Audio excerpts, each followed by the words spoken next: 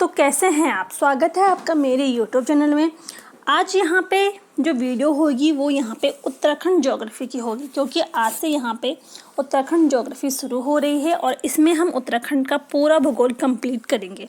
बिल्कुल हम यहाँ पे शुरुआत करेंगे बिल्कुल शुरू से। तो उत्तराखंड भूगोल से जो सभी इम्पोर्टेंट टॉपिक होंगे उनमें हम यहाँ पे जानेंगे उत्तराखंड की भौगोलिक स्थिति के बारे में, उत्तराखंड का भौगोलिक विभाजन, उत्तराखंड की प्रमुख जो घाटियाँ हैं, प्रमुख पर्वत चोटियाँ हैं, दर्रे हैं, उत्तराखंड की नदियाँ, ताल, झील, ग्लेशियर और बुग्यालों के बारे में।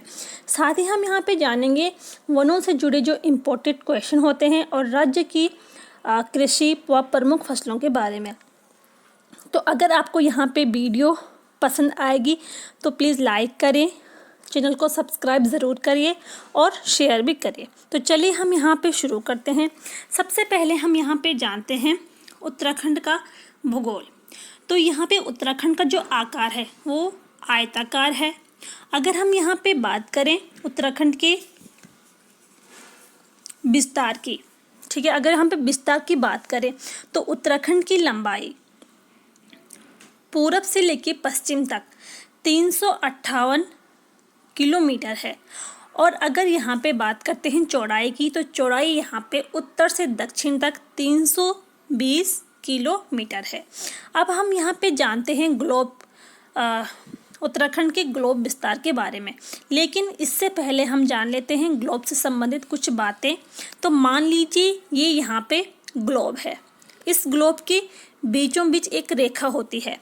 इस रेखा को जो ये रेखा होती है ये यहाँ पे इस ग्लोब को दो भागों में बांट लेती है, उत्तरी ग्लोब और दक्षिणी ग्लोब।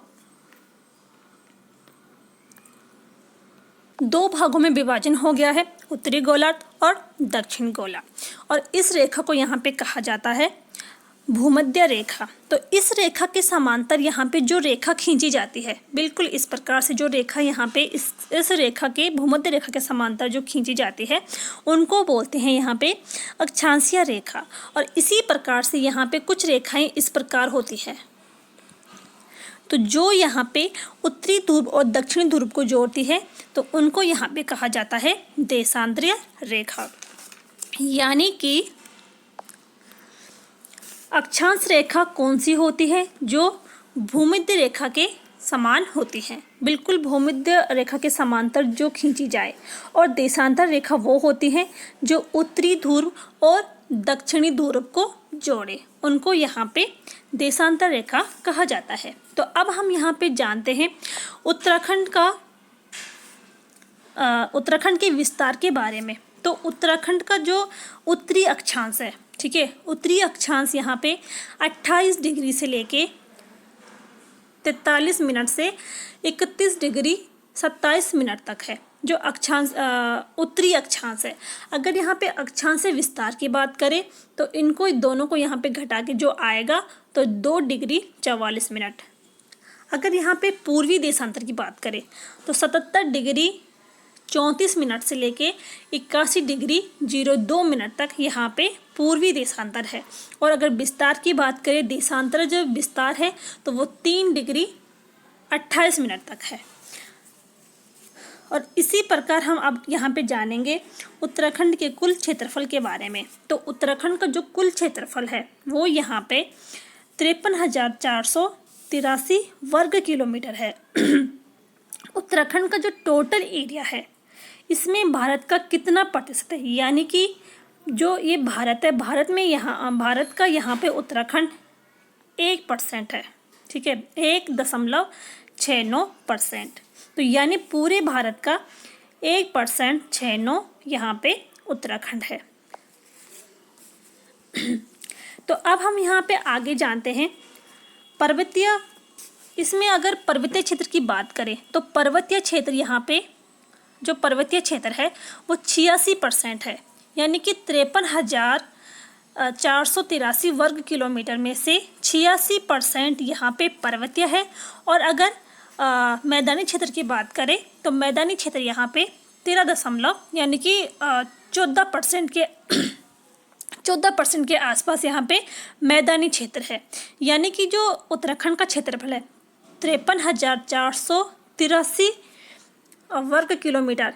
इसमें से 86% यहाँ पे पर्वतीय है और 14% यहाँ पे मैदानी क्षेत्र है। अब उत्तराखंड का जो सबसे बड़ा जिला है, तो उत्तराखंड का सबसे बड़ा जिला चमोली है, जो यहाँ पे 8,030 वर्ग किलोमीटर में इसका टोटल एरिया है।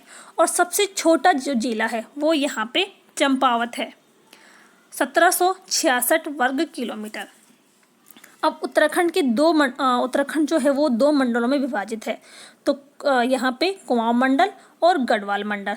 तो जो कौन सा मंडल जो बड़ा है, तो ठीक है, तो गढ़वाल मंडल यहाँ पे बड़ा है। लगभग 60% जो हिस्सा है गढ़वाल में पड़ता है उत्तराखंड का, और 40% हिस्सा कुमाऊं में पड़ता है। तो अब हम यहाँ पे आगे जानते हैं उत्तराखंड की प्राकृतिक सीमाओं के बारे में। तो प्राकृतिक सीमाओं की बात करें तो उत्तर में यहाँ पे वृद्ध हिमालय सीमा बनाता है और पश्चिम में टोंस नदी है। दक्षिण में अगर बात करें तो उत्तराखंड के जो तराई व शिवालिक क्षेत्र है, ये यहाँ पे उत्तराखंड की प्राकृतिक सीमा बनाते हैं। और पूर्व में काली नदी उत्तराखंड की प्राकृतिक सीमा बनाते हैं। आगे हम यहाँ पे जानते हैं राजनीतिक सीमाओं के बारे में।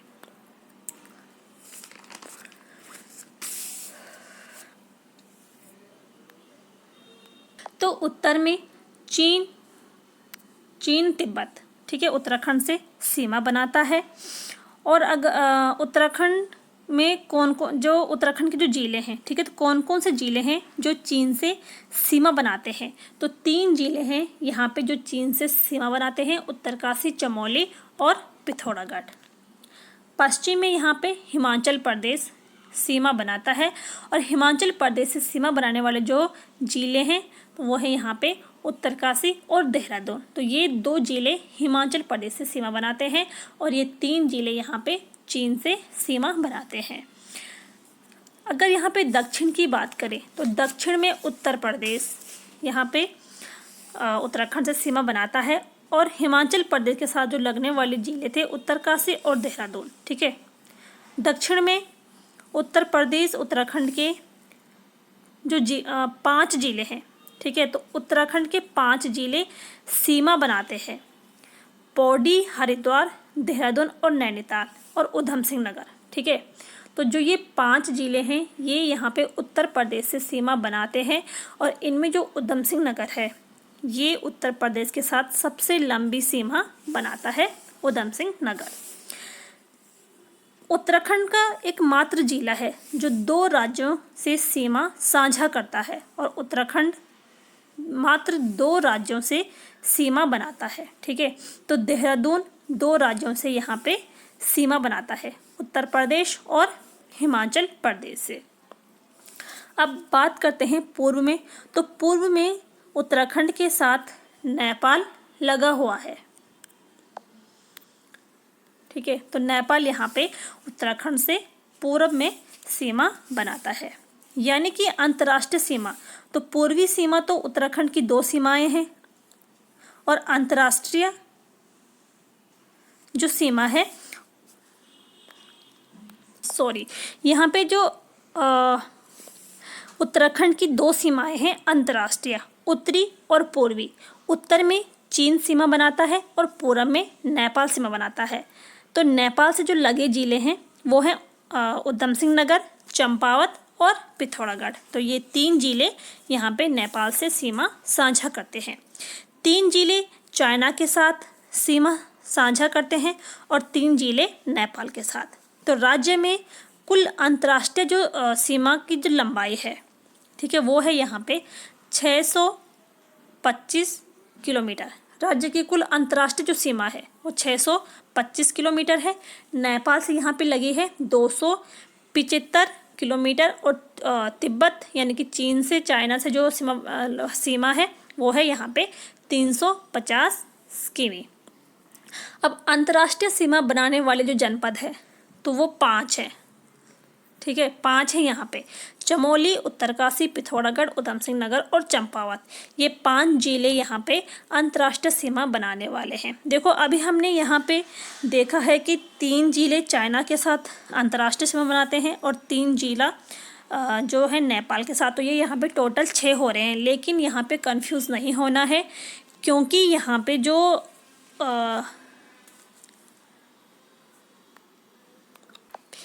यहाँ पे ये पिथौरागढ़ जिला है, ठीक है। तो पिथौरागढ़ यहाँ पे दोनों के साथ सीमा साझा करता है। अब यहाँ पे जानते हैं सबसे ज़्यादा अंतर्राष्ट्रीय वाला जिला कौन सा है, तो वो पिथौरागढ़ है, क्योंकि पिथौरागढ़ यहाँ पे दोनों के साथ अपनी सीमा साझा करता है।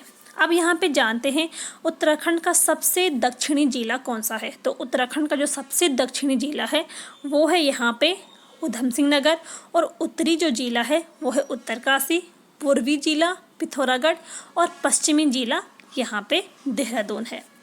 अब हम यहाँ पे जानते हैं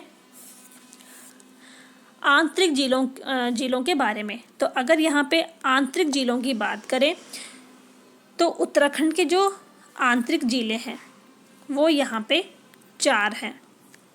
आंतरिक यानी कि ऐसे जिले जो ना तो किसी राज्य से सीमा बनाते हैं और ना ही किसी दूसरे देश के साथ सीमा साझा करते हैं। तो ऐसे जिलों को जो किसी बाहरी राज्य या देश को टच ना करें उन्हें यहाँ पे आंतरिक जिला कहते हैं। तो 2 यहाँ पे गढ़वाल से हैं, रुद्रप्रयाग व टिहरी, और 2 यहाँ पे कुमाऊं से हैं, अल्मोड़ा व बागेश्वर। ये 4 जिले हैं यहाँ पे आंतरिक जिले हैं, जो ना तो किसी राज्य से सीमा बनाते हैं और ना ही किसी अन्य देश से अपनी सीमा साझा करते हैं। सर्वाधिक जिलों की सीमा किस जिले से लगी होती है, तो वो है यहाँ पे पौड़ी, यानी कि जो पौड़ी जिला है ये उत्तराखंड के सर्वाधिक जिलों से सीमा बनाता है। तो वो 7 जिलों से यहाँ पे सीमा बनाता है। पौड़ी के बाद यहाँ पे चमोली और अल्मोड़ा है, जो यहाँ पे 6 जिलों से के साथ सीमा साझा करते हैं। तो ये थे यहाँ पे आज की वीडियो में इतना ही है। कल हम यहाँ पे जानेंगे उत्तराखंड का भौगोलिक विस्तार और विभाजन। तो अगर आपको यहाँ पे वीडियो पसंद आई है तो वीडियो को लाइक करें, शेयर करें और चैनल को सब्सक्राइब ज़रूर करिए। मिलते हैं अगले वीडियो में, तब तक के लिए थैंक यू।